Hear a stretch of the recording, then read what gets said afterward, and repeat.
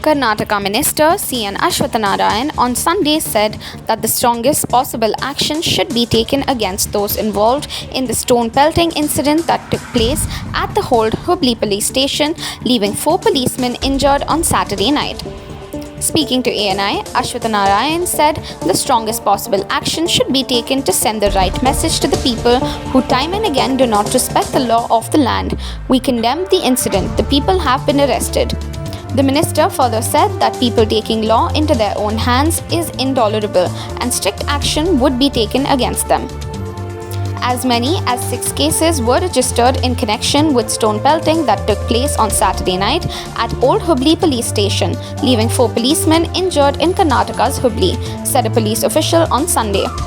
40 persons involved in the violent act have been arrested and a probe into the matter is underway. Speaking to ANI, Hubli Dharwad Police Commissioner Labhu Ram said, last night a case was registered at Old Hubli Police Station where a complaint was filed against a person for uploading a video on social media. The accused was arrested. Later, a mob gathered outside the police station tried to damage police vehicles. Mob also pelted stones at police officers. 6 cases were registered and 40 persons involved in this violent activity were arrested. A probe into the matter is underway, he added.